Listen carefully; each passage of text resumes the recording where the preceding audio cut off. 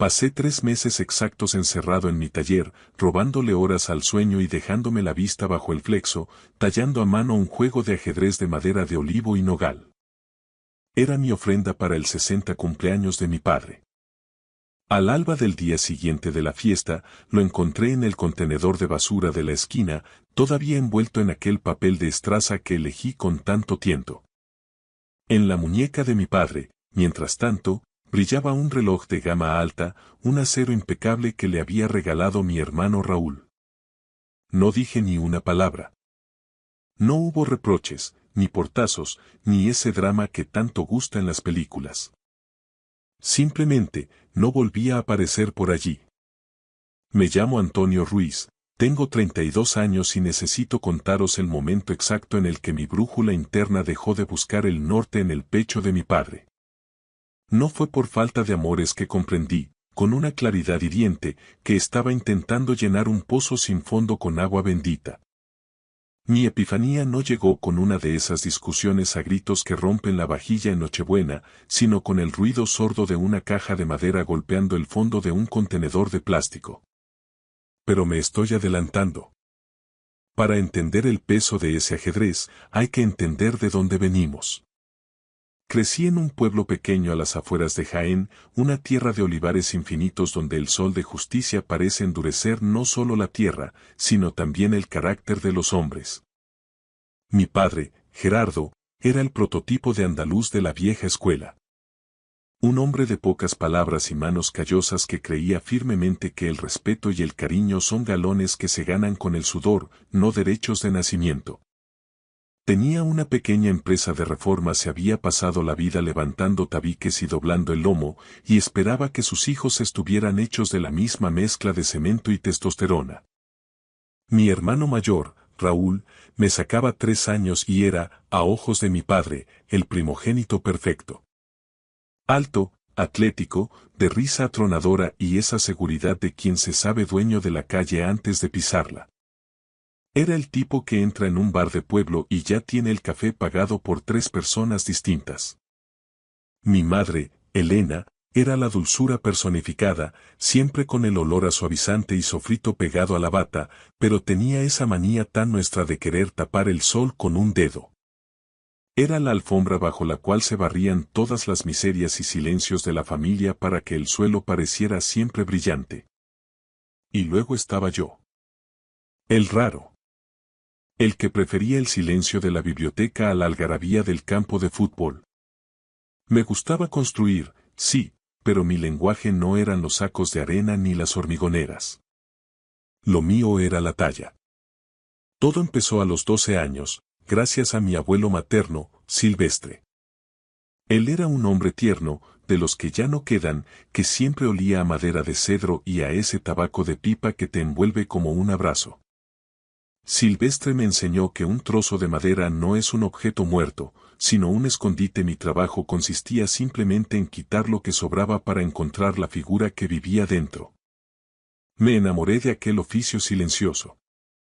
A los 16, mientras otros chavales de Jaén salían a beber litronas en el ferial, yo ya fabricaba joyeros con incrustaciones y figuras que dejaban a los vecinos con la boca abierta. Pero en mi casa, aquello carecía de importancia. Era lo que hace el niño para no molestar.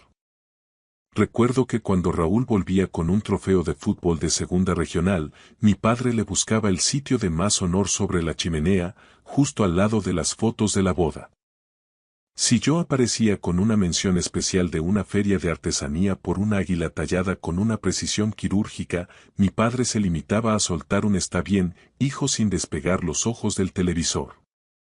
No es que fuera un hombre cruel, es que trataba mi talento como un capricho infantil, algo similar a coleccionar cromos o jugar con soldaditos de plástico.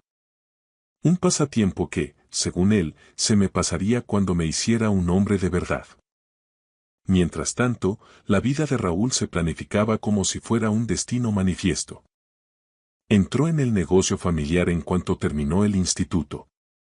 Él y papá se convirtieron en un dúo inseparable, iban juntos a las obras, compartían el menú del día en el bar de la esquina y se pasaban las cenas discutiendo sobre presupuestos, licencias de obra y el precio del azulejo. Yo, sentado a la misma mesa, me limitaba a terminar mi plato de patatas a lo pobre en un silencio sepulcral. A veces mi madre intentaba sacarme a flote. Gerardo, que Antonio ha sacado un sobresaliente en lengua. Mi padre asentía con la cabeza gacha, masticando el pan. Bien. Eso era todo. A los 18, en cuanto pude, me busqué la vida. Alquilé un estudio minúsculo que apenas tenía ventilación, trabajaba 10 horas en una ferretería industrial y dedicaba mis noches a tallar hasta que los dedos me sangraban. Empecé a vender mis piezas por internet y en mercadillos de la zona. No me hice rico, pero cada euro que entraba en mi bolsillo era puramente mío, libre de la sombra de mi padre. Fue entonces cuando descubrí el ajedrez. Me fascinó su lógica, su estrategia, esa forma en la que cada movimiento tiene una consecuencia inevitable. Aprendí de forma autodidacta, estudiando aperturas y perdiendo 1000 partidas online hasta que el juego se volvió algo meditativo para mí. Y, como era de esperar, mis dos mundos colisionaron.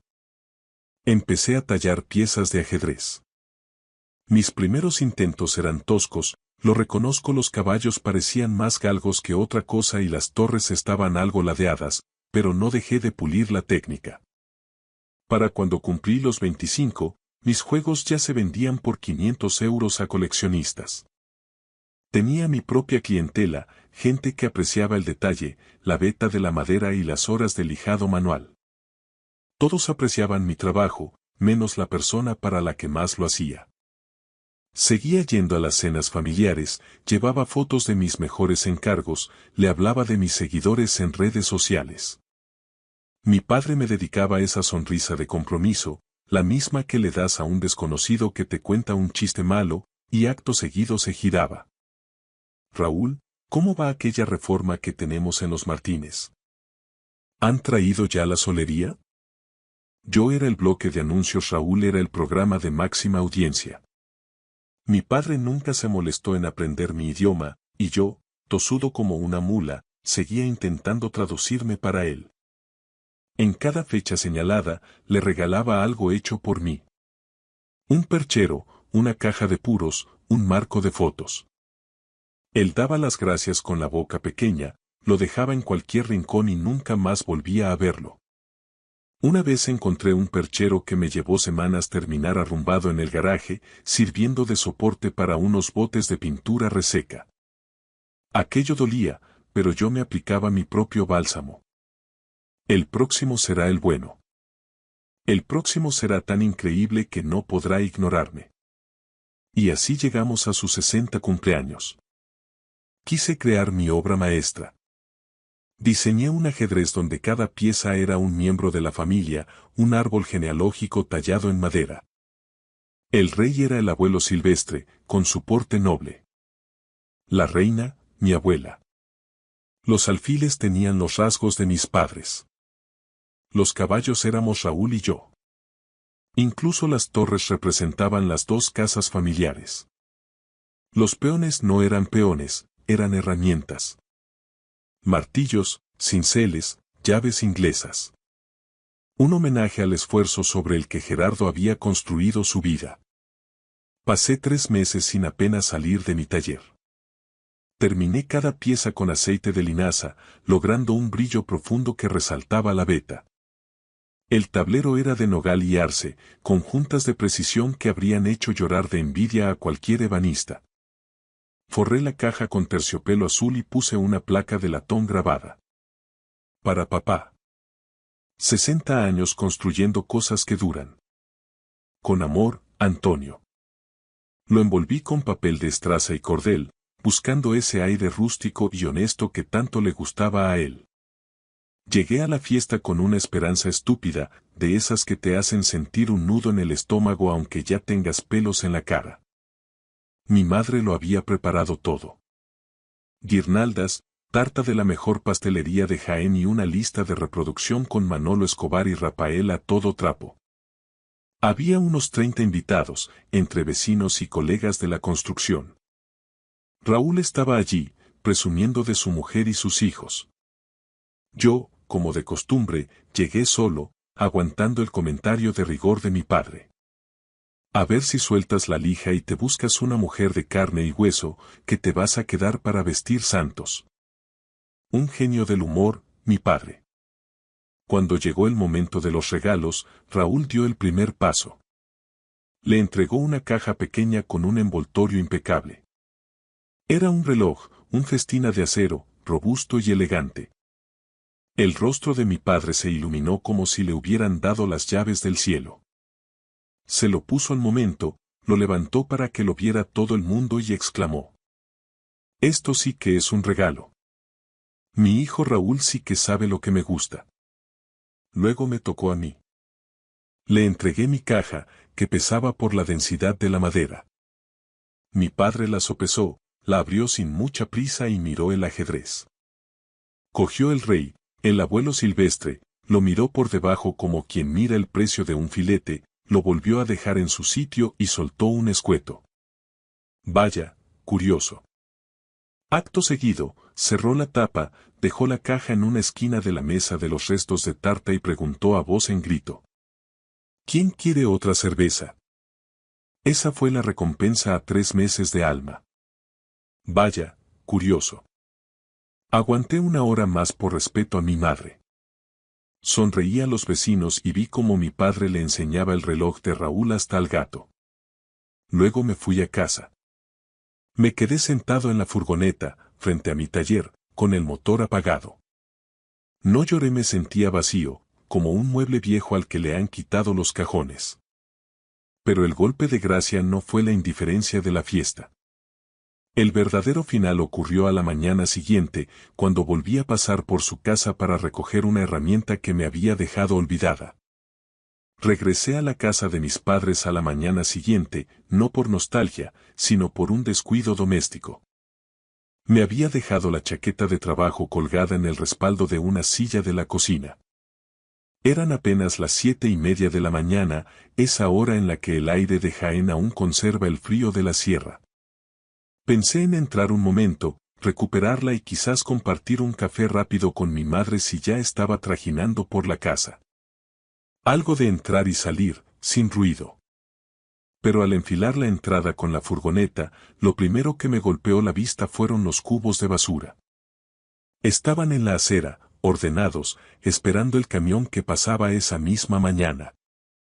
Nada fuera de lo común, hasta que un detalle me hizo frenar en seco. Encima del contenedor de reciclaje, ladeada con un desprecio casi geométrico, había una bolsa de papel marrón. Por un costado asomaba una esquina de papel de estraza, ese tono crudo y resistente que yo mismo había elegido para envolver el ajedrez. Me bajé de la furgoneta con las piernas de plomo. Caminé hacia el contenedor y abrí la bolsa. Allí estaba. Mi ajedrez. 3 meses de mi vida, de mis manos y de mi historia, envueltos todavía, con el cordel intacto. Ni siquiera se había molestado en desatar el nudo después de la fiesta.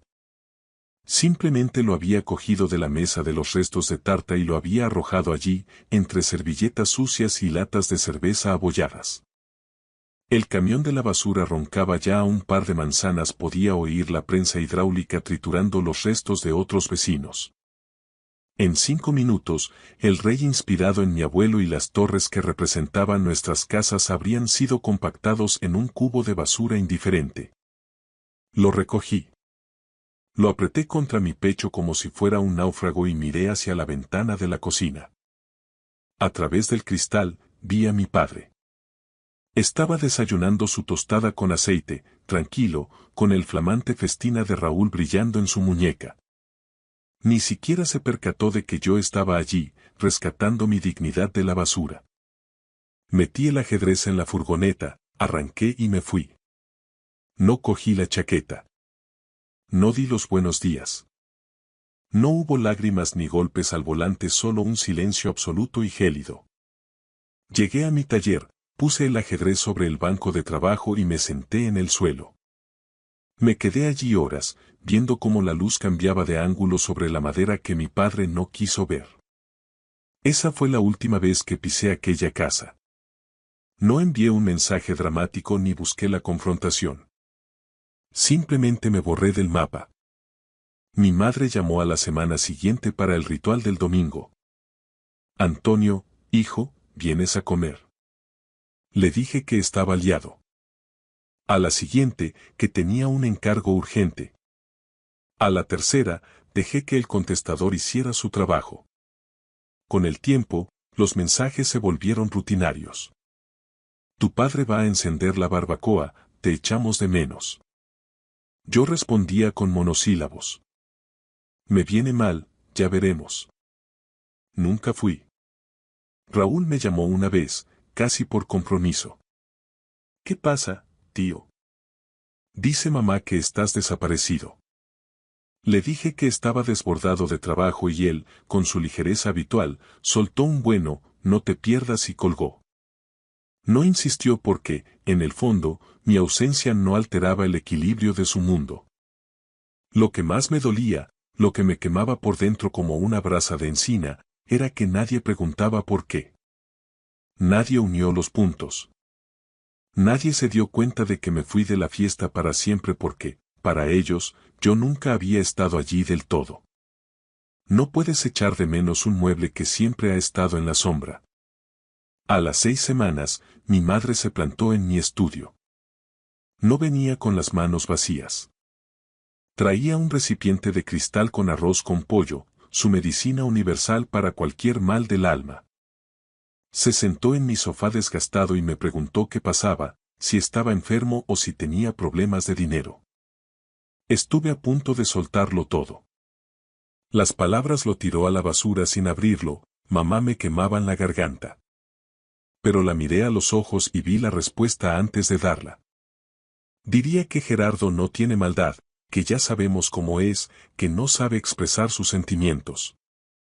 Y luego volvería con él y le diría que yo era un sentimental o un ofendido. Nada cambiaría. Nunca cambia nada con los hombres como mi padre. Así que mentí. Le dije que el negocio estaba despegando y que necesitaba cada minuto. Pareció conformarse, me dio un abrazo que olía a su colonia de siempre y dejó el arroz en la encimera. Me lo comí en 3 días, estaba delicioso, porque el amor de mi madre nunca fue el problema, sino su silencio cómplice. Lo que no le dije fue que, durante ese tiempo, había descubierto un secreto en la cabaña del abuelo Silvestre. La cabaña llevaba cerrada desde su muerte hacía 4 años y mi madre me pidió que fuera a evaluar qué reformas necesitaba antes de ponerla a la venta. Al entrar, el olor a cedro y polvo me golpeó como un recuerdo vivo. Revisando el fondo de un armario, dentro de una pequeña caja fuerte cuya combinación yo aún recordaba, encontré un fajo de cartas y un documento que lo cambió todo. Era un borrador del testamento del abuelo, fechado en agosto de 2019. Tenía una cláusula manuscrita, clara y rotunda. La cabaña y las 5 hectáreas de terreno debían pasar íntegramente a mi nombre. Para Antonio, decía el texto, porque es el único que ha amado este lugar como lo amé yo, y el único que lo cuidará. Leí esa frase 5 veces bajo la luz mortecina de la sierra. El abuelo me veía. Sabía quién era yo cuando todos los demás me miraban de reojo. Sin embargo, en el testamento oficial que se tramitó, esa cláusula se había evaporado. No sabía si fue una decisión legal, si mi tía Adela lo había convencido de lo contrario o si simplemente fue un error, pero el lugar donde aprendí a ser yo mismo estaba a punto de ser vendido para que mi familia se repartiera el dinero y, cegaramente, para que Raúl tapara algún agujero de su empresa de reformas. Algo se rompió definitivamente en mi interior. Ya no era solo el ajedrez, era el derecho a existir. Empecé a trazar un plan. Dejé de moverme en pequeño. Rediseñé mi web, subí los precios de mis piezas a lo que realmente valían y, para mi sorpresa, el mundo respondió. Vendí mi primer ajedrez de lujo por 1.200 euros en 3 días. El segundo, por 1.500. Lo que mi padre llamaba jugar con la lija se estaba convirtiendo en un negocio que facturaba más que su propia empresa en los meses malos. Dejé la ferretería y me dediqué en cuerpo y alma a mi arte. También empecé a frecuentar la cabaña los fines de semana. Allí conocí a Alicia, una veterinaria rural de mirada directa y manos fuertes que vivía cerca.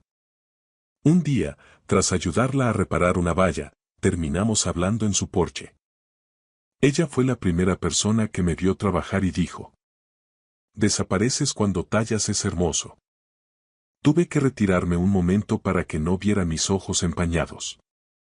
Por primera vez, alguien no veía serrín, sino belleza.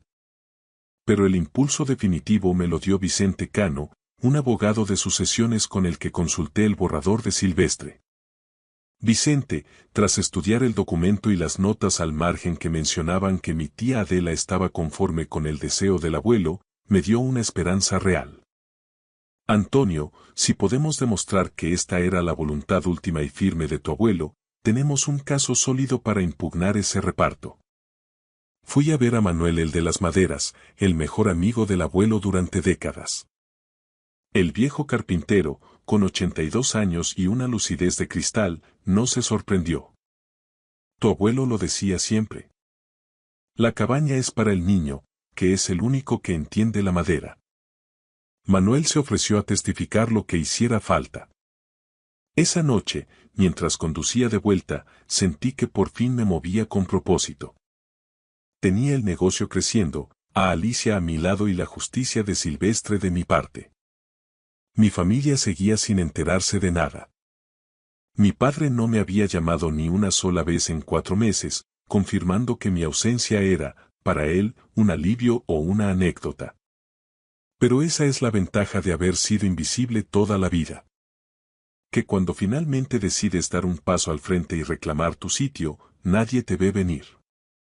Y lo que estaba a punto de ocurrir en la notaría de Jaén iba a ser el movimiento de apertura de una partida que mi padre jamás pensó que yo me atrevería a jugar. Habían pasado 5 meses desde aquella fatídica noche de cumpleaños. 5 meses de un silencio denso, de crecimiento personal y de una preparación meticulosa en las sombras. Si creéis en el karma, este es el momento en el que las piezas del tablero empiezan a encajar con una precisión matemática. Vicente Cano, mi abogado, no había perdido el tiempo. Trabajando con la discreción de un cirujano, logró rescatar el expediente de Julián Maza, el notario ya jubilado que redactó el testamento final de mi abuelo. Lo que encontró allí fue el detonante de todo.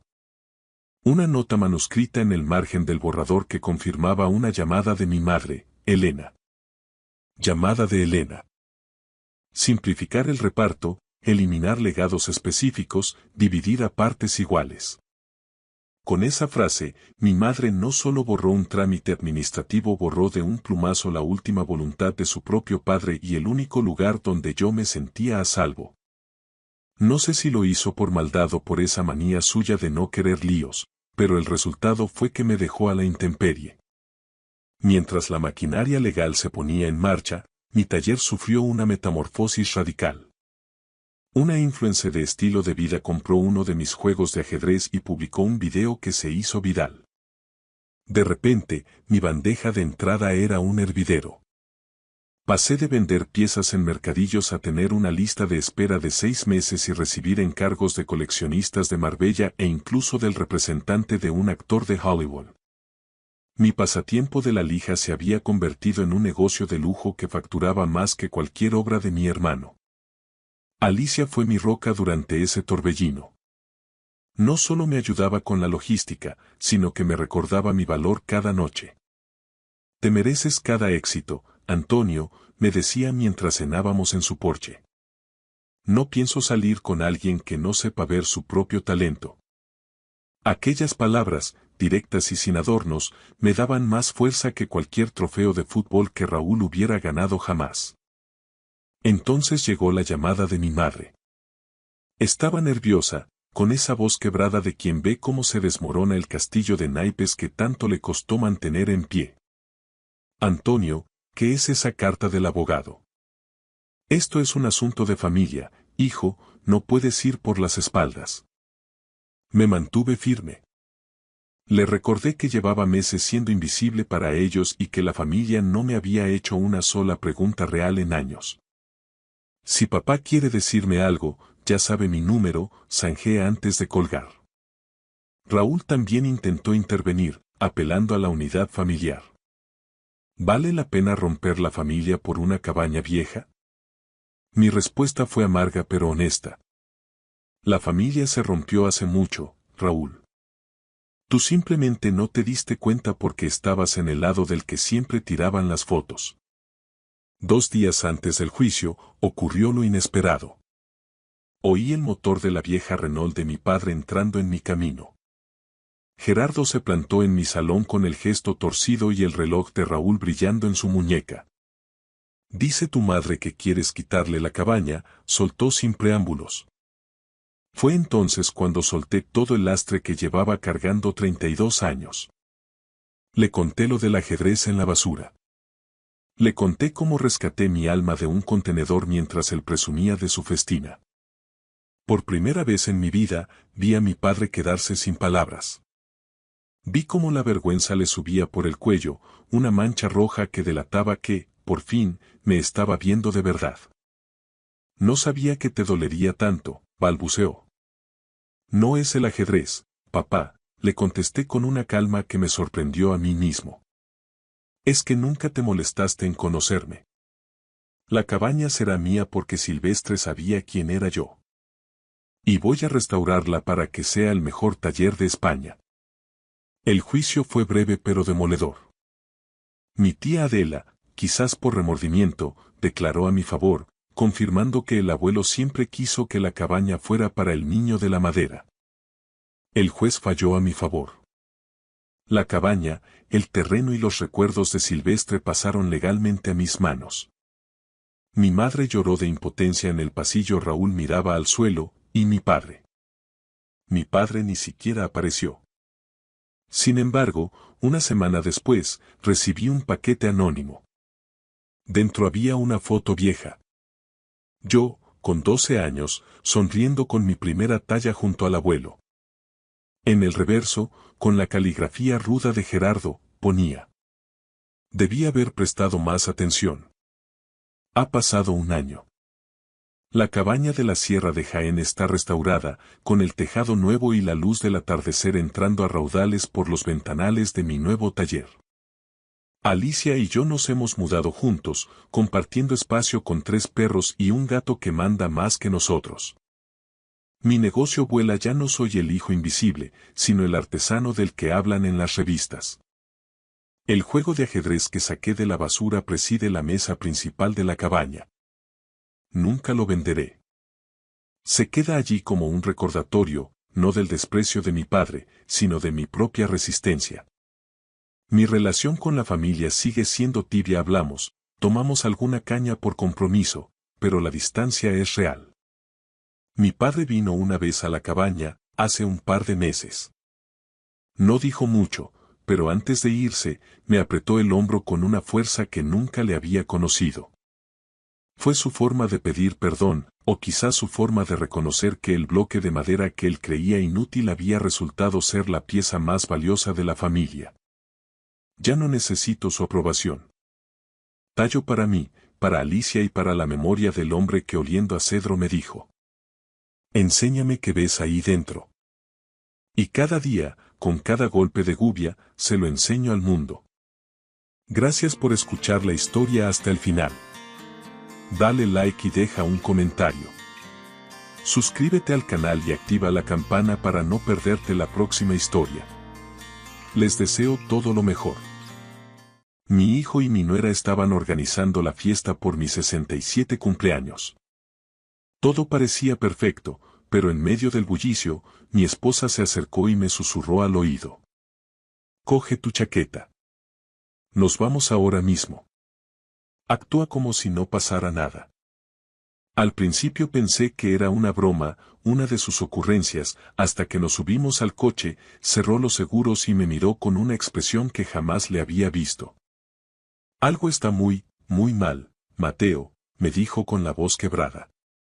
Mira esto. Lo que me mostró en la pantalla de su tableta era una evidencia que nunca esperé encontrar. Mi propio hijo quería hacerme daño, y casi lo logra. Pero antes de contarles cómo terminó todo, necesito que entiendan cómo llegamos a esa noche en el salón de eventos en Madrid. El lugar estaba impecable. Globos dorados, lirios blancos por todas partes y una pancarta gigante que decía: Felicidades, Mateo Ferrán. 40 años de excelencia. Mi hijo, Alejandro, se había superado a sí mismo. A mis 67 años, tras haber fundado y hecho crecer el grupo de inversiones Ferrán hasta alcanzar un valor de 15 millones de euros, esta debería haber sido una de las noches más orgullosas de mi vida. Estaba de pie cerca de la barra, rodeado de 150 invitados. Colegas del sector, viejos amigos y vecinos de nuestro edificio en el barrio de Salamanca. Todos querían estrecharme la mano y decirme cuánto me echarían de menos en la oficina ahora que me jubilaba. ¿Estás bien, papá? Alejandro apareció a mi lado, apoyando una mano en mi hombro.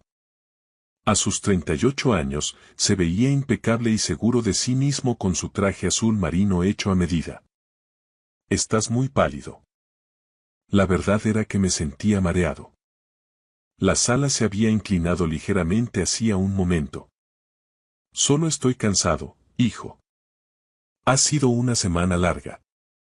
Llevas diciendo eso mucho últimamente, frunció el ceño con preocupación. Quizá deberías sentarte. Estoy bien, le apreté el brazo. Gracias por organizar todo esto. Significa mucho para mí. Cualquier cosa por ti, papá. Te has ganado este descanso. Llevaba meses teniendo esos episodios. Fatiga extrema, mareos, lapsos de memoria. Mi esposa, Elena, los llamaba cosas de la edad, aunque el brillo de preocupación en sus ojos decía otra cosa. Alejandro también parecía inquieto, asegurándose de que me tomara mis vitaminas cada mañana sin falta. La salud es lo primero, papá, me decía siempre, entregándome el frasco. Un buen hijo, un hijo atento. O eso pensaba yo. Al otro lado del salón, Elena estaba rígida cerca de la entrada. Su rostro estaba desencajado y sus hombros tensos. Había estado callada toda la noche. Le había preguntado 2 veces si le pasaba algo, y ambas veces me respondió que estaba bien, pero 43 años de matrimonio me habían enseñado a detectar sus mentiras a kilómetros. Me buscó con la mirada y, a pesar de los 10 metros que nos separaban, lo vi claramente. Miedo, terror puro. Se abrió paso entre la multitud, su vestido color crema rozando el suelo, y se inclinó hacia mí. Su aliento estaba caliente contra mi oreja. Tenemos que irnos. Ahora mismo. No hagas preguntas, solo confía en mí. Busqué su mirada. Su mano apretaba la mía con una fuerza dolorosa. Elena. Ahora, Mateo. Por favor. En 4 décadas juntos, nunca la había oído usar ese tono. Era pánico absoluto. Dejé mi copa de vino de Rioja en la mesa y pusimos una excusa rápida sobre una cita médica olvidada. Alejandro puso cara de decepción. Que te mejores, papá. Celebraremos pronto, me abrazó, con sus brazos fuertes rodeando mis hombros. El trayecto hacia nuestro ático en la Castellana fue silencioso, roto solo por la respiración agitada de Elena. Conducía rápido, con los nudillos blancos apretando el volante. Las preguntas me quemaban en la garganta, pero su postura rígida me impedía hablar. Al entrar en el garaje subterráneo, apagó el motor pero no se movió. Sacó algo de su bolso. Una tableta. Es la tableta de Alejandro, dijo con la voz rota. Léelo. Todo. La pantalla mostraba una aplicación de mensajería. Eran los mensajes de mi hijo. Mis ojos se fijaron en el primero, de alguien llamado Diego Rivera. Lo leí una vez, luego otra. Las palabras no tenían sentido en mi cabeza. El compuesto está listo. Estará en su bebida esta noche. 10 minutos después de ingerirlo, su corazón se detendrá. Tiene antecedentes médicos, nadie sospechará nada. Mi visión se nubló. La tableta temblaba en mis manos. Sigue leyendo, susurró Elena. Deslicé la pantalla. Había más mensajes, fechas que se remontaban a 6 meses atrás. Detalles sobre dosis, sobre el tiempo de reacción, sobre síntomas que parecerían naturales, sobre mis vitaminas mezcladas con veneno. Sobre mí. Mi hijo, el niño que había criado, amado y en quien confiaba plenamente, había estado planeando asesinarme. El siguiente mensaje lo confirmaba. Perfecto. 6 meses de preparación. Esta noche terminamos con esto. Tu padre no sufrirá. Rápido, limpio, indetectable. Y luego el dinero de la herencia será tuyo. No podía respirar. Las paredes del garaje parecían cerrarse sobre mí. Mateo. La mano de Elena cubrió la mía. Encontré esto hace 3 días. He estado tratando de entender qué hacer, pero esta noche se suponía que... No pudo terminar la frase. No hacía falta. Esta noche se suponía que era mi última noche con vida. Subimos al ático de alguna manera, aunque no recuerdo el trayecto en el ascensor. El hogar que habíamos construido durante décadas me resultaba ajeno, como si estuviera en la casa de un extraño. Elena me guió hasta el sofá, pero me fue imposible sentarme, mis piernas se movían por puro instinto, de un lado a otro del salón. Esto tiene que ser un error, dije, sintiendo como la tableta se resbalaba de mis manos sudorosas. Alguien ha hackeado su cuenta. Es falso, Elena. Alejandro no haría algo así. Es nuestro hijo, yo sé quién es. Elena rompió a llorar, las lágrimas surcaban su rostro con una amargura que me heló la sangre. ¿Crees que yo quería creerlo? He pasado 3 días rezando para estar equivocada. ¿3 días? La cifra me golpeó como una bofetada. Lo has sabido durante 3 días y no dijiste nada. ¿Cómo le dices a tu marido que su propio hijo está intentando asesinarlo? Asesinato. La palabra quedó suspendida en el aire, pesada y letal. Elena me pidió que leyera el resto, y lo hice. Vi 6 meses de planificación meticulosa entre Alejandro y un tal Diego Rivera, que resultó ser el hermano de mi nuera, Rebeca, y químico de profesión. Hablaban de dosis, de cómo hacer que los síntomas parecieran naturales. Un mensaje de hace 4 meses me detuvo el corazón. Alejandro, se está debilitando. La fatiga es notable. ¿Cuánto más, Diego? La respuesta fue: 2 meses más. Luego aumentamos para el empuje final. El envenenamiento lento es un arte. Apenas llegué al baño antes de vomitar. Al salir, Elena me contó cómo lo descubrió. El miércoles por la mañana fue al apartamento de Alejandro en el barrio de Salamanca para recoger la tableta que él se había dejado en nuestra casa la semana anterior.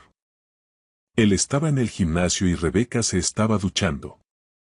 La tableta estaba en la encimera de la cocina y la pantalla se iluminó con una notificación de Diego sobre el compuesto listo. Elena se quedó allí, en su cocina, leyendo cómo planeaban matarme y cómo mis vitaminas diarias eran la vía del veneno. La salud es lo primero, papá, repetí en un susurro, recordando la sonrisa de mi hijo cada mañana al darme el frasco. Me estaba matando con una sonrisa. Elena había tomado fotos de los mensajes con su móvil y se fue antes de que Rebeca saliera de la ducha. No llamó a la policía de inmediato porque seguía esperando que hubiera una explicación lógica, porque era nuestro hijo.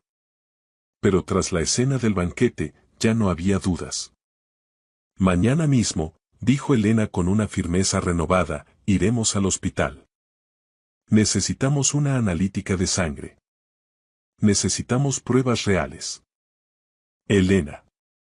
Sin discusiones, Mateo. Si me equivoco, te pediré perdón el resto de mi vida. Pero si tengo razón, nuestro hijo lleva 6 meses asesinándote. En el fondo, yo sabía que ella tenía razón. Acepté. Esa noche, Mientras Madrid brillaba al otro lado del ventanal, yo solo podía pensar en que Alejandro estaría preguntándose por qué nos fuimos pronto de su fiesta perfecta y cuánto tiempo le quedaba para heredar mi fortuna. A la mañana siguiente, la sala de espera del Hospital Universitario La Paz olía a desinfectante y ansiedad. Tras 3 horas de espera, el doctor Ayes nos recibió. Su tono hizo que se me encogiera el estómago. Señor Ferrán, he revisado su analítica 3 veces e incluso envié muestras a otros laboratorios para confirmar. Tiene niveles de un compuesto basado en potasio significativamente elevados en su sistema. ¿Qué significa eso? Pregunté con un hilo de voz. Significa que alguien le ha estado envenenando de forma lenta y metódica. Por los patrones de acumulación, estimo que lleva 6 meses expuesto. Los mensajes tenían razón. Elena preguntó cuánto daño había. El doctor nos miró con gravedad. Al nivel actual, le quedan quizás 1 o 2 semanas antes de que el compuesto le provoque una parada cardíaca fulminante. La habitación giró. 1 o 2 semanas. Alejandro no solo planeaba matarme, ya lo estaba haciendo. El doctor mencionó que debía informar a las autoridades y Elena le aseguró que ya teníamos pruebas del intento, pero que necesitábamos el informe toxicológico oficial para la policía. Sentados en el coche, en el parking del hospital, el silencio era absoluto mientras el tráfico de la Castellana seguía su curso ajeno a mi tragedia. Mi hijo me había entregado la muerte en un frasco de pastillas cada mañana. ¿Qué hacemos ahora?, preguntó Elena. Miré mis manos, las mismas que lo sostuvieron al nacer y que le enseñaron a jugar al fútbol en el parque. Estaban temblando, pero ya no de miedo. Sentí una rabia fría, clara y enfocada. Ahora vamos a luchar, dije mientras arrancaba el motor. Alejandro quería matarme por mi dinero. Está a punto de aprender de qué es capaz su padre cuando lucha por su vida. Teníamos 1 semana, tal vez 2, pero sería suficiente. El jueves por la tarde, Elena y yo nos reunimos con Ramón Forqué en su despacho del centro de Madrid. Ramón era un abogado de 65 años, de cabello canoso y una presencia imperturbable, forjada tras décadas lidiando con casos de herencias y tragedias familiares. Su oficina tenía vistas a la Gran Vía, donde la ciudad seguía su curso como si nada hubiera cambiado. Señor Ferrán, dijo Ramón, estudiando las fotos de los mensajes que Elena le había enviado, esto es condenatorio, pero no servirá en un tribunal español. Se obtuvieron sin una orden judicial del dispositivo personal de Alejandro. Cualquier abogado defensor haría que las desestimaran. ¿Entonces se irá de rositas? La amargura inundó mi voz. No si lo hacemos bien. Necesitamos pruebas obtenidas legalmente. Vamos a tenderle una trampa. Invitadlos a cenar a vuestra casa. Al ser vuestra propiedad, podemos grabar legalmente todo lo que ocurra. Si Alejandro intenta envenenarte de nuevo, lo tendremos. Ramón llamó a Pablo Henderson, un exdetective de la Policía Nacional que ahora trabajaba como investigador privado. Pablo entró en la sala con paso firme y abrió su portátil. He estado investigando a su nuera, dijo Pablo. Se hace llamar Rebecca Morgan, pero hace 4 años era Nicole Patterson. Estuvo casada con un banquero de inversiones en Valencia que murió tras caerse por las escaleras. La muerte se declaró accidental, pero su hija nunca lo creyó. Nicole heredó 2 millones de euros y desapareció. Se cambió el nombre legalmente justo antes de conocer a su hijo. Me quedé helado. Mi hijo se había aliado con una profesional. Pablo añadió que el hermano de ella, Diego Rivera, trabajaba en un laboratorio farmacéutico y había estado desviando compuestos de potasio, lo justo para matarme sin levantar sospechas. Si demostramos que Diego suministró el veneno, es conspiración para el asesinato, sentenció Ramón. Traicionará a Alejandro y Rebeca para salvarse a sí mismo. El plan era para la cena del sábado. Instalaríamos cámaras y micrófonos ocultos legalmente en mi ático. Le daríamos a Alejandro la oportunidad perfecta para terminar lo que empezó. Un equipo de paramédicos estaría a 2 portales de distancia con fármacos de quelación y equipo cardíaco. Una vez que hagamos esto, no hay vuelta atrás, me advirtió Ramón. Tu hijo irá a la cárcel. Tu familia, tal como la conoces, se acaba. ¿Estás seguro? Pensé en los 6 meses de vitaminas y sonrisas falsas.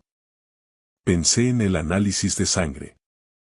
Me quedaban 2 semanas de vida. Dejó de ser mi hijo en el momento en que decidió que valía más muerto que vivo, respondí con una frialdad que no sabía que poseía. Tenemos 6 días. Hagamos que cuenten.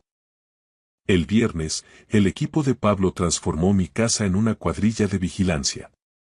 8 cámaras invisibles y micrófonos en las lámparas. El sábado y el domingo los pasamos ensayando. Elena y yo practicamos el cambio de copas 100 veces. Tenía que parecer natural. El lunes por la mañana, llamé a Alejandro. Mi mano temblaba al marcar su número.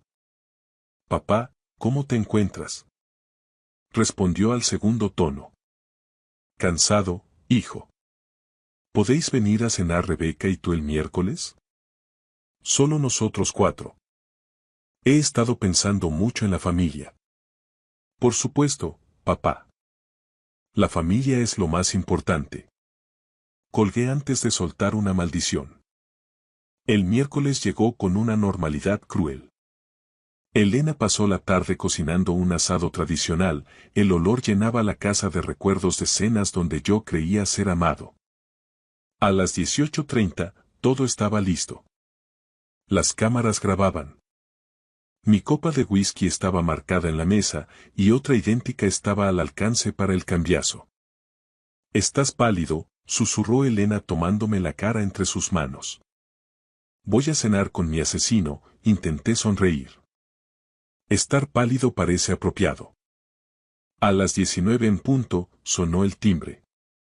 Era hora de ver a mi hijo por última vez. Alejandro estaba en el umbral con Rebeca, ambos vestidos como si vinieran a una celebración exclusiva. Mi hijo llevaba una americana azul marino y esa sonrisa de suficiencia de la que yo, en otro tiempo, me sentía tan orgulloso. Rebeca lucía elegante con un vestido negro, pero sus ojos brillaban con una anticipación que ahora me resultaba gélida. Papá, Alejandro me abrazó. Tuve que hacer un esfuerzo sobrehumano para no retroceder. Te veo mejor. Unos días son mejores que otros, mentí, mientras Elena salía de la cocina para recibirlos. Nos instalamos en el salón y la charla trivial me resultaba insoportable, como si estuviera tragando cristales rotos. Alejandro preguntaba por mi salud, por los detalles de mi jubilación y el futuro de mi patrimonio. Noté cómo la mano de Rebeca rozaba el brazo de mi hijo, era una comunicación silenciosa, una señal. Alejandro, ayúdame con las copas, dije levantándome. He sacado ese Macallan de 18 años que tanto te gusta. Claro, papá. En mi despacho, serví el whisky en 2 vasos de cristal. Sobre nosotros, una cámara oculta grababa cada movimiento en resolución 4K. A pesar de que mi corazón martilleaba contra mis costillas, mis manos se mantuvieron firmes. He estado pensando en lo que dijiste, papá, comentó Alejandro con naturalidad, sobre que la familia es lo que importa. Todo lo que he construido ha sido por la familia. Vuelvo ahora mismo, he olvidado el hielo, dije, dejando las botellas sobre la mesa. Salí al pasillo y dejé a Alejandro a solas con las copas durante exactamente 10 segundos. 10 segundos para que mi hijo tomara su decisión final. Cuando regresé con el hielo, él estaba junto a la ventana, con las manos en los bolsillos y una calma aparente. Los vasos estaban sobre mi escritorio, el líquido ámbar captando la luz del flexo. Eché los hielos y le entregué su copa. Regresamos al comedor. La copa de whisky marcada estaba en mi sitio. Alejandro levantó la suya. Por la familia, brindó. Por la familia, ecoé yo. Llevé el vaso a mis labios cuando Elena, moviéndose detrás de mí para servir la fuente de asado, golpeó mi brazo con el codo, un movimiento que habíamos ensayado hasta la saciedad. El vaso voló de mi mano, el cristal estalló contra el suelo de madera y el whisky se desparramó por el mantel. Dios mío, Mateo. Lo siento muchísimo, exclamó Elena. El rostro de Rebeca se volvió blanco, sus ojos reflejaban una mezcla de horror y furia contenida. Alejandro apretó la mandíbula hasta que sus nudillos palidecieron. No pasa nada, dije, fingiendo una debilidad extrema en la voz. De hecho, no me siento bien. El pecho. Me llevé la mano al esternón. ¿Papá? Alejandro se medio levantó. ¿Llamamos al 112? No, solo necesito descansar. Quizá deberíamos dejarlo por hoy. Pero si acabamos de llegar, protestó Rebeca con aspereza. Me puse en pie con dificultad fingida y pedí a Alejandro que se marcharan. Él me miraba fijamente, calculando, preguntándose si el veneno que acababa de verter había llegado a surtir algún efecto. Me dio un beso en la mejilla, el beso de un Judas con una sonrisa perfecta. En cuanto se cerró la puerta principal, cogí el teléfono. Pablo, ¿lo tienes? Cada segundo, Mateo. Se ve perfectamente como Alejandro añade el polvo a tu copa. Tan claro como el día. 30 minutos después, las sirenas de la Policía Nacional cortaron el silencio del barrio de Salamanca. Desde mi ventana, vi las luces azules converger a 2 manzanas de distancia, frente al edificio de mi hijo. Mi móvil vibró. Era un mensaje de Pablo. Ambos bajo custodia. Se acabó. Elena se puso a mi lado y me tomó la mano. Se ha acabado, susurré. No, respondió ella, esto no es más que el principio. A las 21:30, la Policía Nacional descendió sobre el piso de Alejandro en la zona de Diego de León. Observé desde la furgoneta de Pablo cómo sacaban a mi hijo y a mi nuera esposados, con los rostros pálidos bajo las farolas de Madrid. Alejandro no dejaba de mirar hacia su portal, como si esperara despertar de una pesadilla. Pero no iba a despertar, esto era real. El equipo de registro ha encontrado de todo, dijo Pablo por la radio. Residuos de polvo blanco en un sobre en el bolso de Rebeca. El frasco de vitaminas todavía medio lleno en el armario del baño de Alejandro. Los mensajes en ambos móviles. Es un caso hermético. Me quedé en silencio. Mi hijo guardaba mis vitaminas envenenadas en su baño como si fuesen aspirinas. A medianoche, mi teléfono sonó. Era el número de Alejandro. Papá, por favor, su voz estaba destrozada. Esto es un error, un malentendido. Tienes que decirles la verdad. ¿Qué verdad? Respondí con frialdad. ¿Qué no me envenenaste durante 6 meses?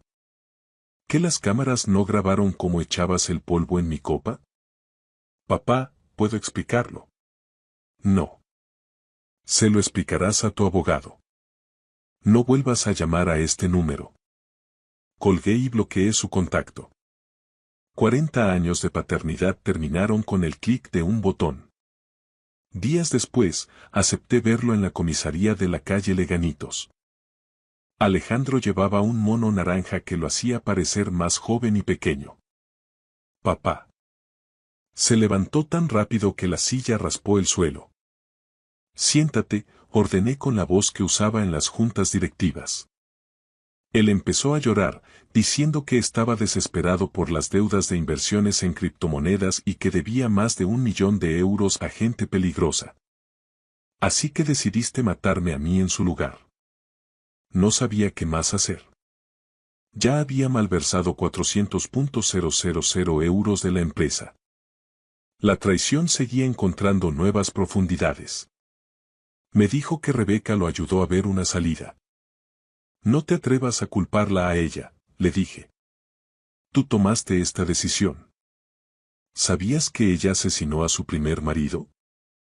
Alejandro se quedó blanco. En ese silencio, vi la verdad. Él sabía exactamente quién era ella, y se quedó a su lado porque ella podía enseñarle cómo salir impune de un asesinato. Ya no eres mi hijo, le dije finalmente. Solo eres un asesino fracasado que se pudrirá en la cárcel. Adiós, Alejandro. Sus gritos me persiguieron por el pasillo hasta el parking donde Elena me esperaba.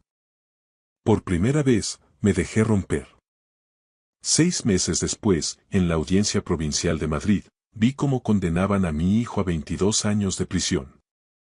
Rebeca recibió 35 años, incluyendo la condena por su primer marido. Diego Rivera, 8 años. Ha pasado un año desde el juicio. Ahora tengo 68 años y vivo en un pequeño apartamento frente al Mediterráneo, en Javea. No hay fiestas de jubilación, solo Elena, una cena tranquila y el sonido de las olas. Vendimos la casa de Madrid y el Grupo Ferran donamos los 15 millones a fundaciones que ayudan a víctimas de abuso financiero y a familias que investigan muertes sospechosas. El dinero que casi me mata ahora protege a otros. He aprendido que el amor no justifica la traición y que la familia no siempre es un lugar seguro. Pero también he aprendido que 43 años de matrimonio significan algo. Elena me salvó la vida. Hoy estoy vivo, respiro y sé que nunca es demasiado tarde para empezar de nuevo. Esta es mi historia, y es una advertencia. No ignores las señales solo porque amas a alguien. Dios me dio a Elena por una razón. Mantente alerta. Gracias por escuchar mi historia hasta el final. Si resonó contigo, dale like, escribe en los comentarios qué fue lo que más te tocó y no olvides decir de dónde eres. Suscríbete al canal, vienen muchas más historias.